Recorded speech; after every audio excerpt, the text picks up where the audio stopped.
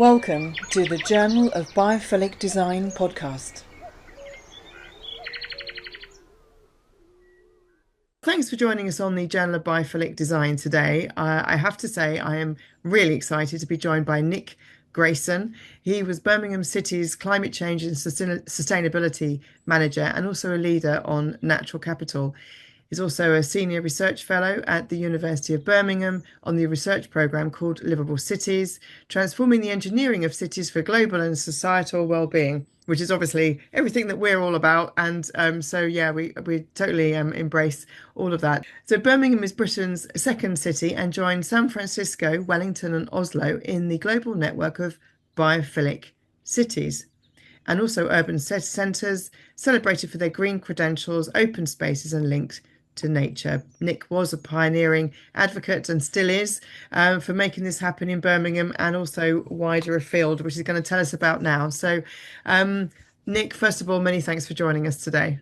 You're welcome. Yeah, no, that's good. Yeah, hi. Lovely. Well, can you tell us about yourself, please? You know, what kind of got you started off in horticulture? You know, you're such a force for good for green spaces and for nature and obviously for biophilic design. But can you tell us a little bit about yourself, please? Yeah, well, it was a long journey. If you know that rhyme about what day of the week people are born, I was born on a Thursday, and it's Thursday's child has far to go, and it feels as if my journey has been very, very involved in terms of all the different things I've wanted to get through and just been excited to look into. So it's been very, very varied. And for almost all of my career, I had two jobs. Oh. So it's been a real sort of juggling act the whole time. But that was just to try and um, answer questions, I suppose. Even I remember when we were as a family, we were evicted and we were given emergency housing in some public housing down in Gloucestershire, and there were just four houses in this huge field and a network of roads. So the estate hadn't been built. And I remember going for a walk around these fields, and the thought that was just going through my mind was, I really want to understand how all this works, meaning the whole of sort of nature and the world and everything. I just really want to understand how it works. And it felt like a sort of really desperate thing to do. Anyway, I decided to do geology at that point. I was really passionate about it. And I'd got a place at University of Birmingham to do geology. So I moved up after the A levels and I asked for a year out. And I thought, well, I'll work for a year. And so the council had some jobs going in the gardening department, and I joined that. And I absolutely loved it. Yeah. Suddenly doing gardening. So for 10 years, I did that with the council and trained and did college courses and the rest. And I became a Master of Horticulture with the Royal Horticultural Society, which at the time was the highest qualification you could do. As a result of that, I won scholarships. So I did a study tour of Japan, Wow. the historic gardens of Japan, north to south. And it just sort of introduced me to, a totally different way of looking at nature and engaging with nature. And also that whole idea that actually in Japan, it's very well established that almost every person is in touch with nature, understands nature. It's sort of deep rooted, even though they might be living in tower blocks and cities. They've got this sort of inbuilt innate connection with nature. So it really, really resonated with me. And then when I came back, I thought, well, I really want to do something more than just horticulture and look at this whole thing of cities. And I studied landscape architecture. And the course we did was very globally focused, and we went to Europe several times. And so it introduced you with all sorts of different visions and ideas. I then became the city's nature conservation officer, and that was my first introduction to research at the university. There was a whole research program on habitat fragmentation in cities. And I just found the whole thing just totally fascinating. So was really happy to work with their research team and then try and look at how we could then rectify that through policy in the city. And I was still qualifying as a landscape architect. There was a huge area of the city centre that was just a sort of blank space. And I felt, well, having seen what I'd seen in Europe, what it really needed was a park at the centre of a new area of regeneration. So that was my scheme for my final design. And the external examiner said, well, that's just so unlikely. I'm not going to pass you Huh? unless you speak to the council and get it in writing that they accept that that's a viable operation.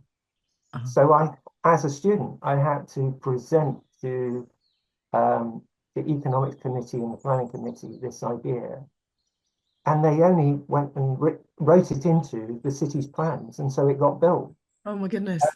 And I came back to the external examiner with the letters, and he was furious that he had to actually pass me. Um, so it was just one of these things where uh, it's it, as I say, that there's just been loads and loads of times where life's just been opportunities, but also really, really busy and frantic. Mm. Um, I then went on to University of Birmingham again and did an MBA in public service policy and governance. And right in the final year of that, we'd applied through the City University for a European research project that came up, and it was to create a green infrastructure strategy for European cities because the EU didn't have a policy. So we spent 4 years on that, working across 13 countries in Europe to come up with looking at, and that was really interesting because it was the first time that anyone had attempted to link economics, social policy, planning policy, and ecology on a city scale, and to forge those into a new way of running the whole program of how important greenery and nature was in cities. And so we completed that. And then, of course, it led to me being engaged with national policy options and city policy options in Birmingham. It suddenly sort of opened doors in that regard. And then we had the whole Blair government's introduction of Climate Act, Planning Act and Energy Act. And I became, yeah, as you say, the Sustainability and Climate Manager, looking at the whole program of mitigation, of saving carbon, and the introduction of that meant that the council overnight was faced with a £2 million carbon tax bill that was not written into anywhere. So because of the sheer scale of energy consumption, it's the biggest authority in Europe. So we had to audit all the buildings and bring everyone onto different contracts, and it was just huge. Gosh. And then it became a question of, well, that's dealing with the carbon emissions, but what about adaptation? And so we did a whole adaptation program, which obviously centered around green space. And then again, we looked at this whole idea of integrating agendas, because adaptation is the one that's being left to one side because it's complex. You're talking about all the different aspects of city living and how they all integrate. And obviously one of the threads that runs through all those is nature and greenery. So it gives you a whole different rationale as to why you need greenery in cities, rather than it just being nice to have. Mm. And we produced a green living spaces plan, which integrated public health into that whole equation. And I presented that at a London conference. And on the podium next to me was Tim Beatley. And the both of us just kind of looked at each other after our two presentations and said, we need to talk. And Tim then said, I've had this idea about biophilic cities, and I just said, oh, that sounds amazing. Let's meet up. So we then went back to Birmingham and the university, and then the whole thing took off from there. And we joined in. I attended the World Summit in 2013, and we joined as a city in 2014.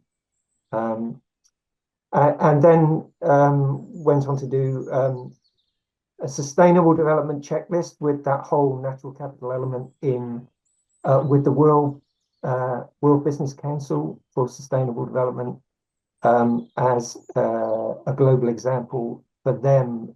So it was all pro bono support from them. We spent 2 years pulling that together, and that completely changed the city's view of what was the art of the possible in terms of that whole idea of complexity and bringing agendas together and seeking a global market for our developments.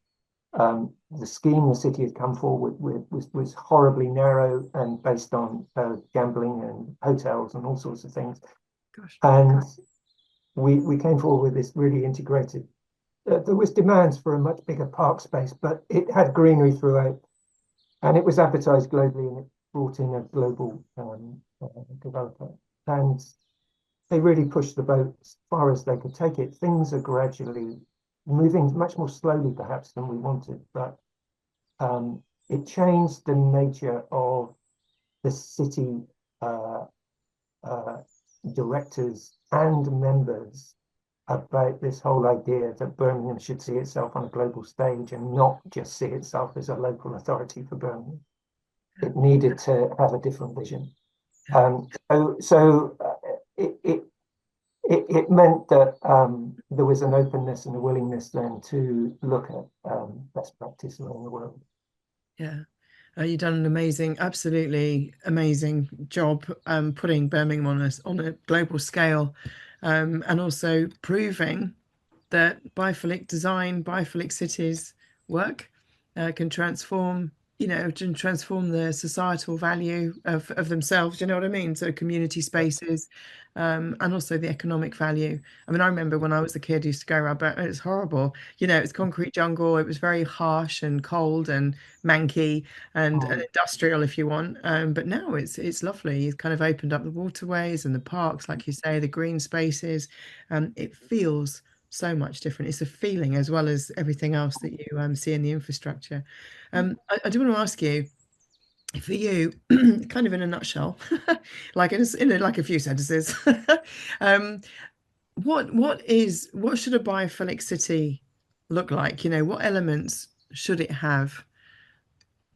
Yeah, I think well, for one thing, there isn't a single example of a sustainable city anywhere in the world. Mm, And that seems quite tragic with the amount of knowledge and expertise that we have. We know what the solutions are, but it's just not happened. mm, And I think one of the critical parts about that in terms of what should it look like is how should the city think differently? How should it see itself differently? Because it's only when you've had that moment of vision are you likely to actually do anything different? Um, and there needs to be this whole understanding that nature isn't something that we add on or allow to exist in cities. It needs to be that we recognize how wholly dependent we are on it, both as an individual scale, but also at the global scale. Cities are themselves, that whole idea of city living is what's generating 80% of global emissions and 75 to 80% of nature loss around the world. It's not where it's happening and how awful it is, it's the way we're living that's bringing those to pass. So that whole idea of if we are going to live in cities, we need to absolutely desperately rethink how they're governed, how they're managed, and what our priorities are. And nature has to be central to that. And that I think is the switch that needs to happen for biophilic cities. And my shorthand is they should be cities that put nature at the heart of their decision making. And I think that's the switch that needs to happen. And there's loads of mechanisms as to how you can do that. But I think fundamentally it's a mind shift. Yeah. I advocate, when I'm trying to talk to people, whether they're an interior designer or an architect or planners or whatever, and I'm saying, well, if every decision we make, we put biophilic design or the biophilia hypothesis in our brains first, even if we don't articulate that to people, then we as designers, specifiers, will do the right thing. We'll make something and it's usually probably using biomaterials anyway, so it will have less impact, but as a sort of code of ethics almost on top of everything else, on top of it being a design principle for well-being and mental health, actually, for the whole reaching net zero. And it's kind of why I'm doing this and trying to pull everybody together. It has to be seen with everybody coming with everybody's opinions and thoughts and Yeah, absolutely. Absolutely, yeah. Yeah. ideas. Yeah, absolutely. Yeah, I mean, there's so much more we can say about it, but yes, in a nutshell, that's what it's there for. Yeah. Yeah. Can you say, I mean, obviously we chatted a little bit about Birmingham City, but what was it like when you took it on? When I first joined the authority, as I say, it was the largest in Europe by some margin. Uh, Mm. it had a turnover budget of 3.3 billion annual budget. It employed 50,000 people, so it was actually as big, if not bigger, than British Airways as an organisation.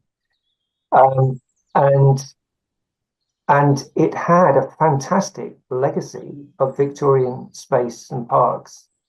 Um, but the mindset was one of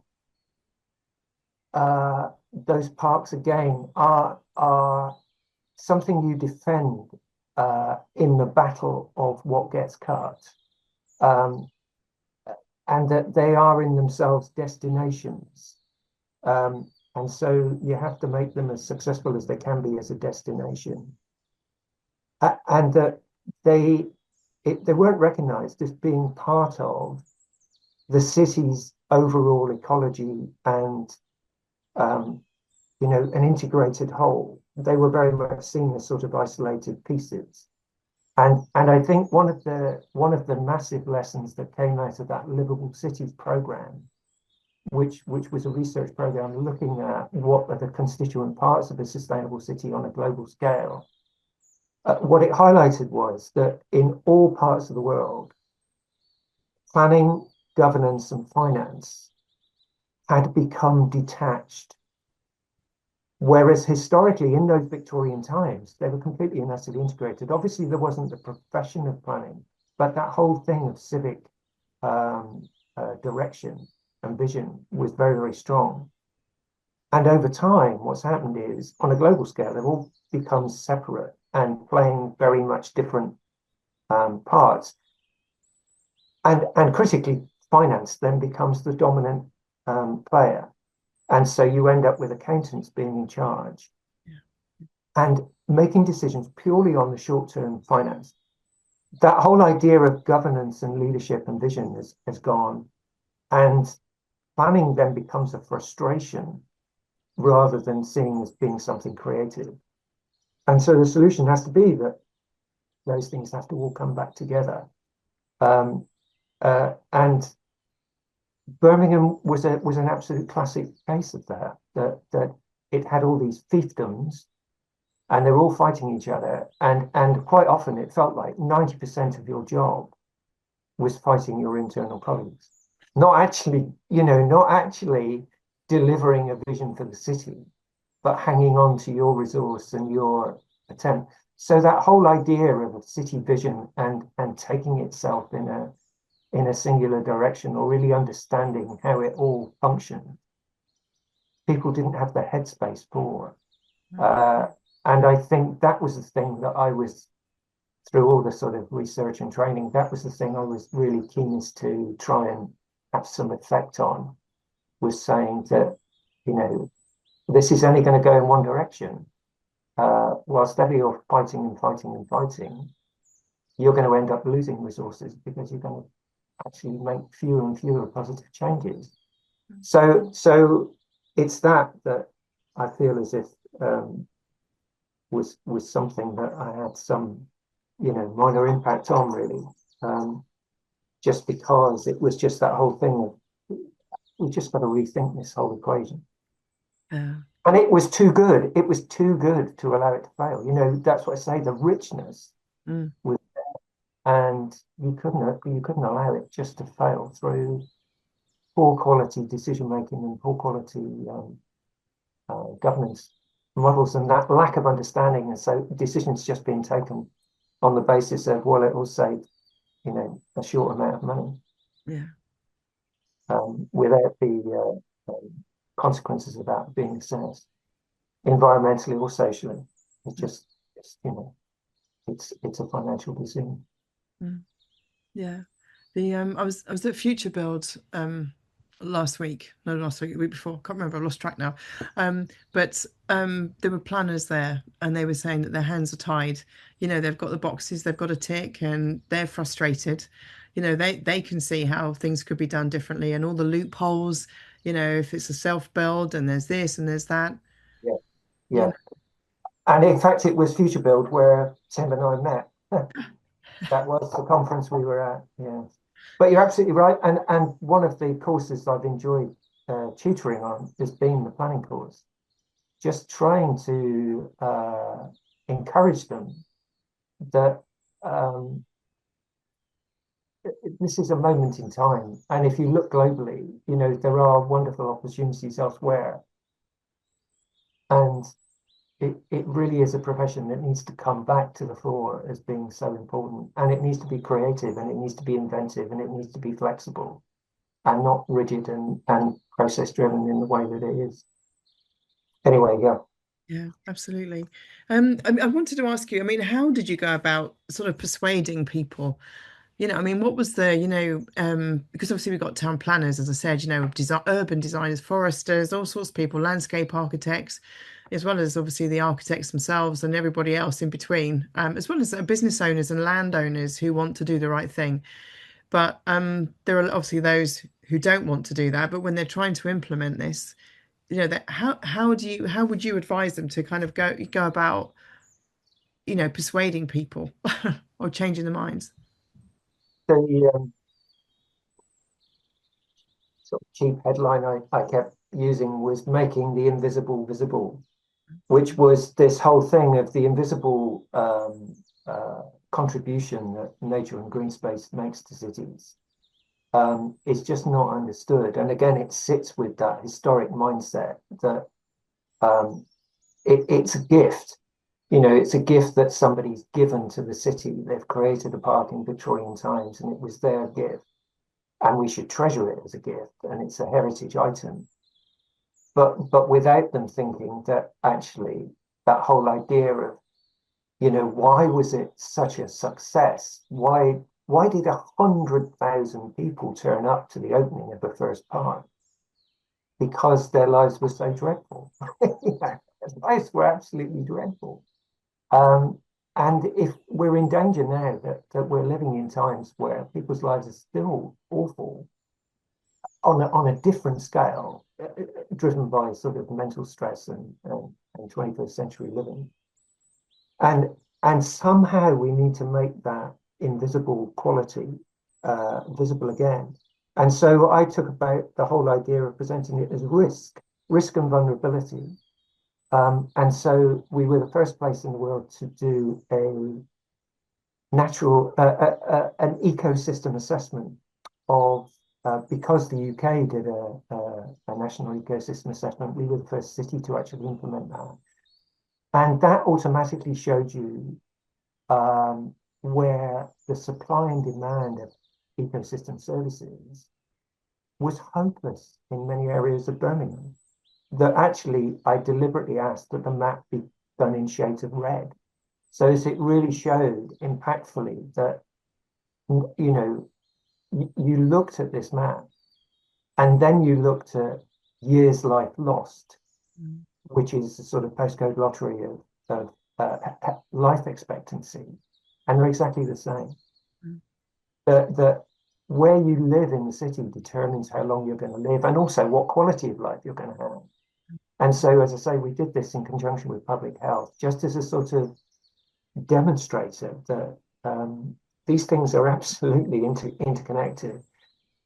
It also showed you where the supply and demand, so you could then get away from this idea that you had to only protect your historic parks because there were areas of the city that were completely underserved.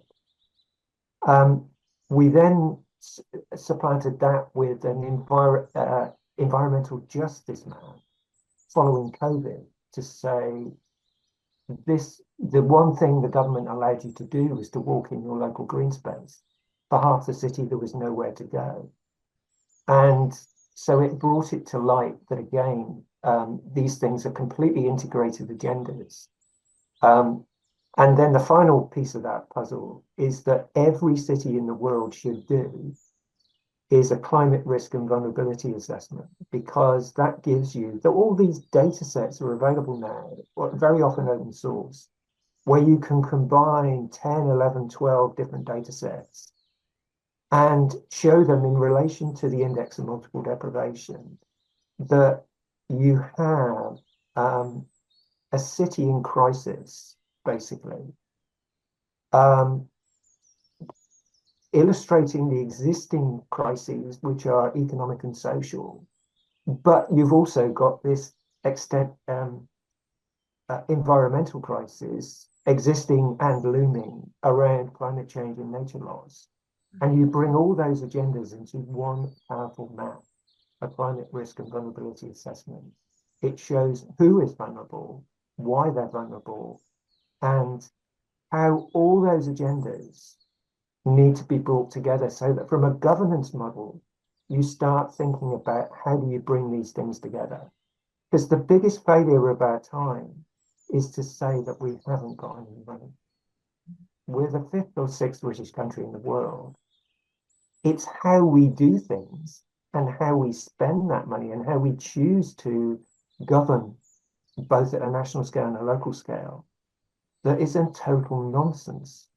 And if you just looked at how all those things could be stacked and brought together at a much more local, fine-grained process, and then you developed in relation to that evidence base, there's no way on earth you would produce the housing that we're producing now, or the road schemes that we're producing now, or the tower blocks that we're producing now, because it's completely contrary to all the data that's screaming at you that you need to do it differently. And my, approach is that that's what needs to change. And therefore, all those sectors you've mentioned and more need to be brought into the same tent. And one of the pieces of work I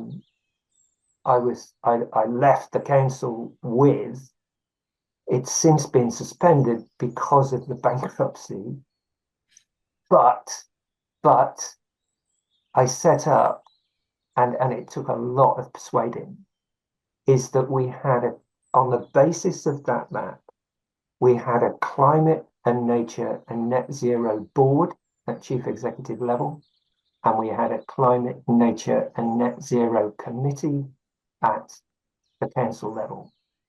And every report that was produced had to report to those two boards or committees before going on to council for a decision, to say to every part of the council, have you actually thought about the future, the people, nature, climate, and everything else in terms of what you're proposing?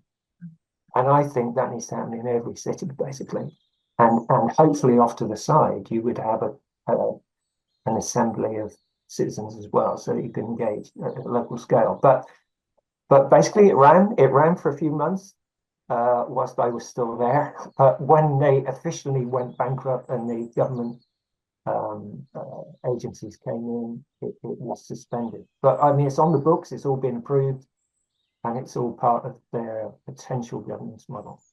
But for me, that's what it's about. It's about making the evidence visible in terms of what we're getting wrong and how badly we're getting it wrong, and then totally rethinking about how you deliver that in future. And so it's a systems change and a systems approach. And then you need everybody in that picture. You know, and all parts of society are part of that equation. Nobody's left out. Exactly. It should be equitable. Everyone should have a voice, you know.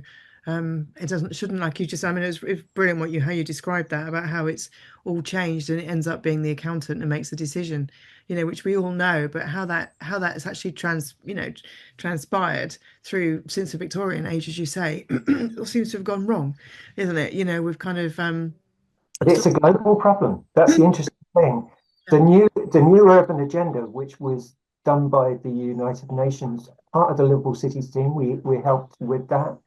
So that was a translation of the UN Sustainable Development Goals. How do you translate those into how you should run cities? mm, And the new urban agenda is just that. And they had, alongside that, special papers on planning, finance, and governance, because they were the three things they'd identified as being out of kilter around the world in various cities. And they're the sort of benchmarks we should be looking at, is starting to measure things through the UN SDGs to assess whether or not a process or an outcome is effective, not just the bottom line. mm. Yeah, and as you say as well, we need everybody at the table, and that's my background's academia. My studies were interdisciplinary. It kind of was a bit of a no-brainer for me. It's like, why isn't everything like Mm, looking at each other and talking to each mm, other and listening mm. and learning, rather than working in silos? And so when I came to the journal, you know, to set this up, it was like, well, it has to have everybody's voice, because how can we just have like, you know, just interior design or just architecture?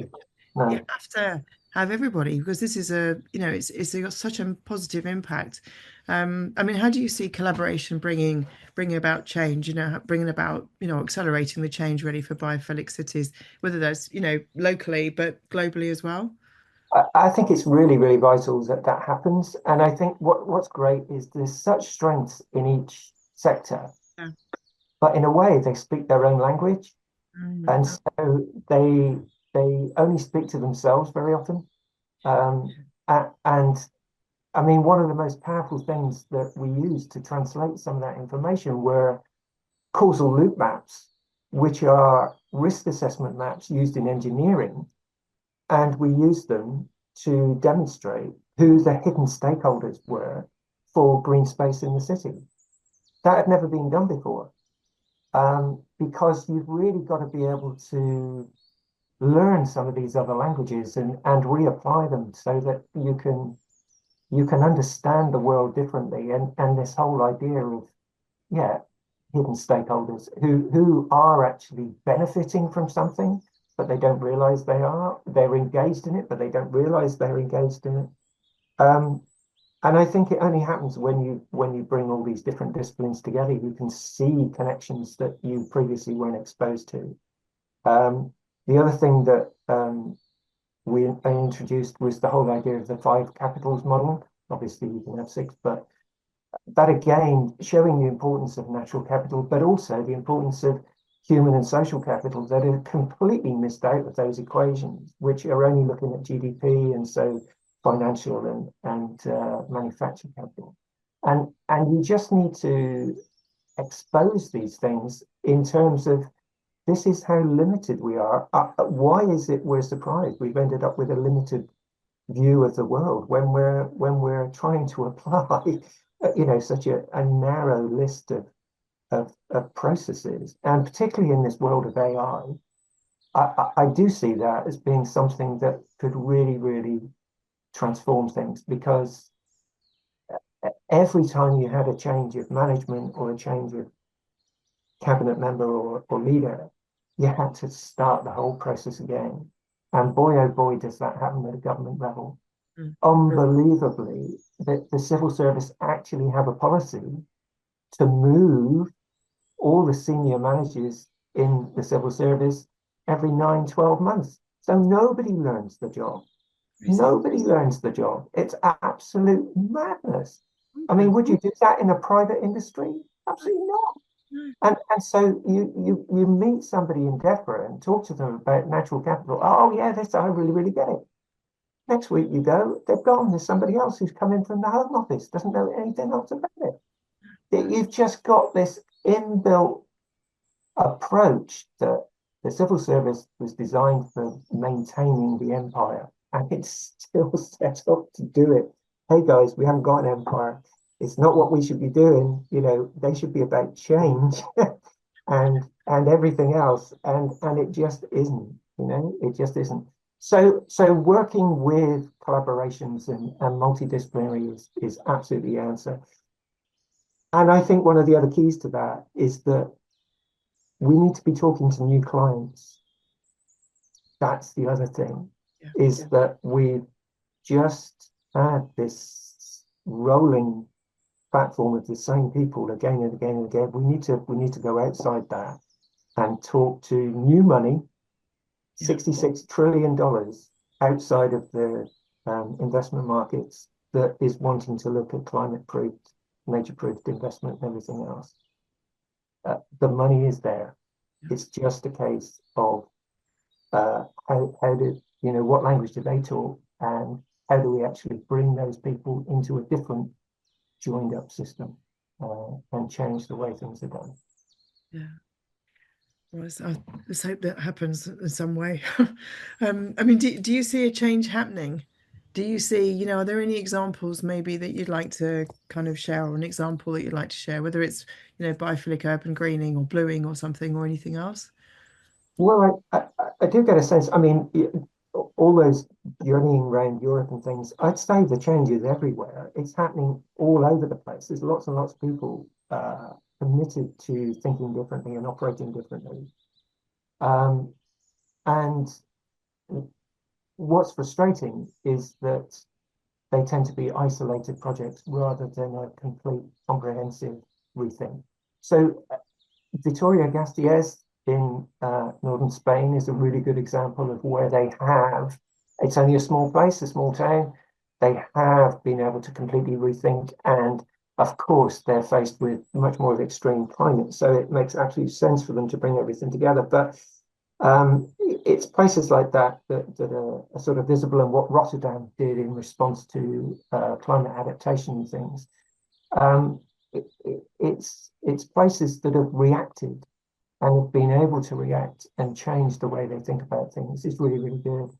There's really good examples in America where they've reacted to environmental justice and again change things.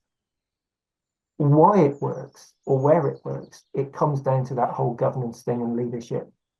And I think the mayoral model is a good model in many ways, because it's gives somebody the latitude and the license to actually have a vision and some mental space, and have a team of people that are interested in a vision and not the day-to-days, and get to grips with these things over the long term and join things together across boundaries and things. So I think there is some I think change is coming, but I think the biggest change of all that needs to happen is around governance. Governance and finance needs to be completely rethought as to how we're doing things, and it's not about tweaking; it's about fully re-evaluating what we're doing. Yeah. Do you think things can be activated locally as well? And like, I mean, it's things like the mini parklets and all this kind of thing, more community-led stuff. It's probably like, maybe I could split that into two questions, but actually kind of all part of the same thing. It is absolutely. I think that's I mean that's been one of the beauties of being retired actually, is that right here we've got a parish council and I've suddenly sort of got involved with them, and you can do things at a local level. They've got a small budget, Yeah. but it doesn't matter. You can do things and you can do them really quickly, and you can engage people, and you can engage the local schools, and you can engage people. Absolutely, I think, and the beauty of that is what needs to happen is those people living in cities need to reconnect with nature. It's a very simple thing to say, but it actually has to happen on a feeling and experience level. They have to absolutely connect, and then it starts to change their lives. in a very, very fundamental way. And I think it's absolutely really important. And one of the things we brought in with the, so we in 2022 we made Birmingham a city of nature, and that was all based on environmental justice. And so the priorities for the funding were in the 6 worst wards in the city, where the space is really poor or it's really badly connected, and that's where the funding's gone. And we also introduced a fair park standard because there is no national approach to assess whether somewhere works or doesn't work, or whether it operates well or badly. Every museum, every venue you go to actually has an annual assessment. Parks and open spaces, nothing. Other than a risk assessment, nothing. That whole idea of quality and fairness and access and all that. And that needs to be done with the community involved. So that process needs to happen so that there becomes a voice, an opportunity for them to get involved. And then we also took that whole idea of the tiered system from Toronto and developed a green infrastructure master plan for East Birmingham, which is a quarter of the city where all the major development is going to happen, and actually loads of the social and economic issues are. And the green master plan was devised for that is biophilic centric, and it's also addressing the climate and the equality agendas. And it's offering for every scheme 4 different potential scenarios depending on the investment level that's available, so that you can end up with something that works now, or you could aim for something that is actually transformative and regenerative in 10 years' time, that would be part of a complete transformation of that neighborhood. And as an approach to master planning, I think that's something that could really, really take off. And we're hoping to present that to the Biophilic Cities Network either in May or June. We did that work with Arcadis, and they absolutely loved, the whole process. And in fact, other councils around the Midlands are now asking questions, because we haven't published it yet, but they all know it's happened. And so they're all asking questions, oh, can we have a bit of that? Because I think it's just that whole process of there needs to be a better offer. There needs to be a better way of doing things. And I think there are better ways of doing things. Locating it, locking it into the communities is absolutely key. And that was part of that whole historic equation. We had precious spaces with really good friends groups and acres of nothingness with no friends groups, no community engagement, no nothing. And, all the social and economic and health issues are all going on in those areas. And there's no system of engagement with that natural environment or potential for natural environment. So there's a desperate need to change that model and switch it around. And that's what the City of Nature program was all about in Birmingham. Amazing. I think sometimes people don't know what to do. They don't know where to find the information. I think that's right. And one of the things I've realised, with it hitting the buffers, retiring, is that this has been a journey of learning and understanding and taking best practice from around the world, both academic and practical, and melding them into a potential solution that works. And I've reached all that level of understanding, and I've stopped. And it seems there's something wrong there. It's that still needs sharing, and that's what I keep saying to the university. I'm really just keen to keep sharing that, even though I'm not practicing as such. That learning is still relevant easily for the next 10 years because it is that whole thing of, well, where do we even start? How do we even make a move on this? Yeah.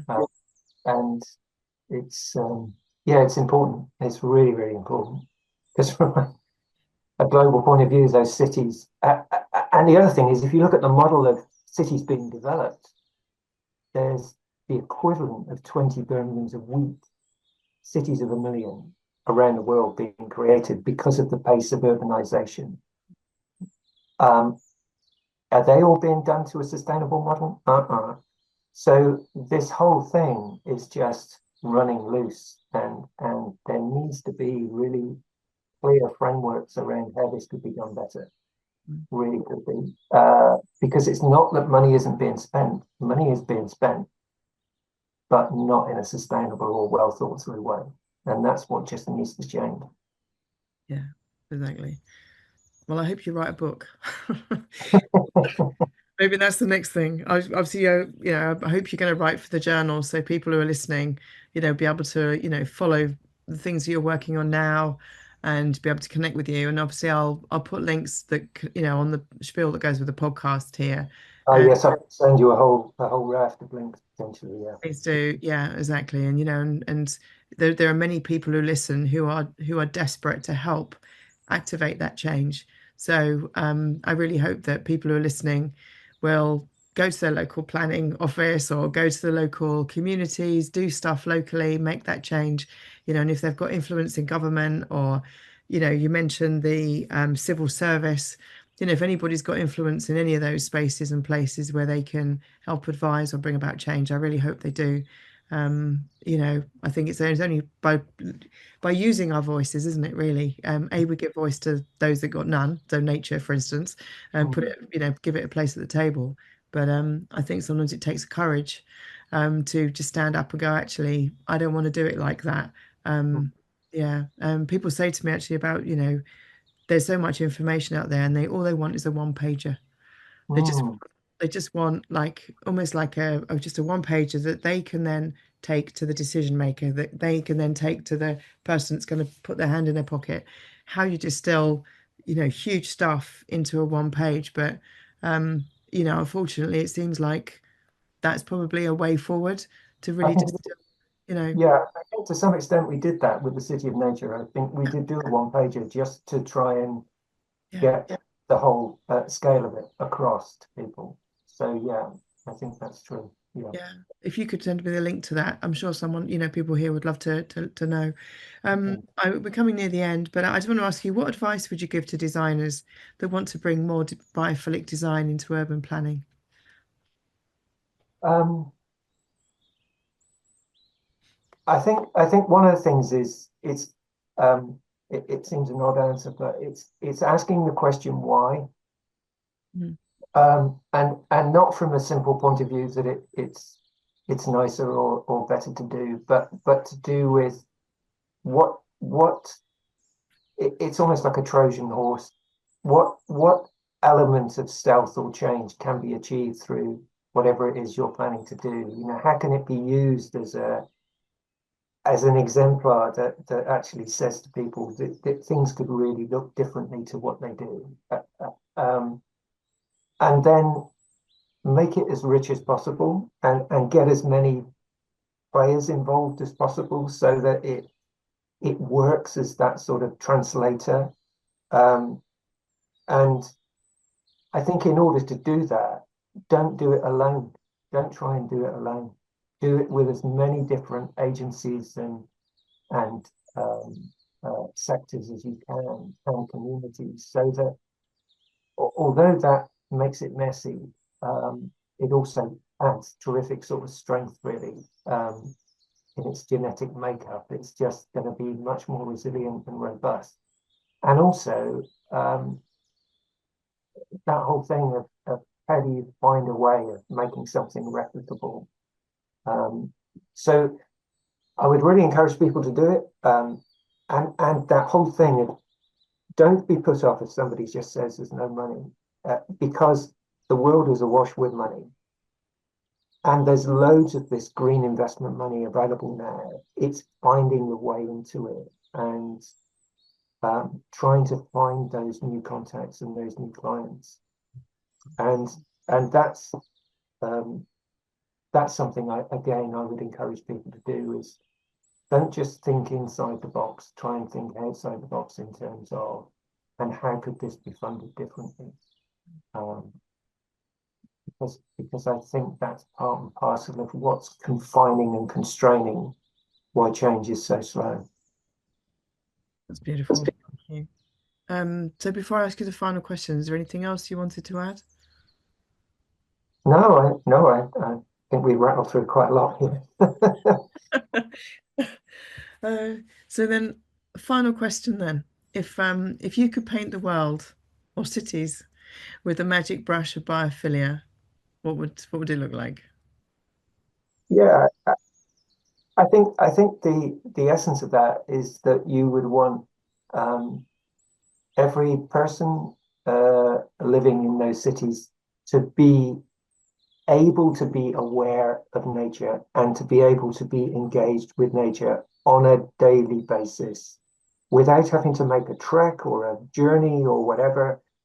That actually it forms a part of their lives, their um, journey to school, their journey to work, whatever it is. It's integral to the way they live, and that they really respect that and they really feel the reward from that, and they they feel connected to the land again. You know that actually, as humans, that's we can't exist without growing our own food and you know, having fresh water. They're fundamental things to being human, and living in cities has just divorced us from these things. And I think a biophilic city is part of that whole thing of it's regenerating human consciousness in terms of, you know, making us much more aware of ourselves, our connections, the richness of planet Earth. I'm just finishing reading Orbital at the moment. I don't know if you've read it, but it's an incredible account of people in the International Space Station looking down on the Earth every day, and how it transforms their perspective. And I think there's an element of that that needs to happen in a biophilic city of the future, is that people's perspective is shifted into a totally different place.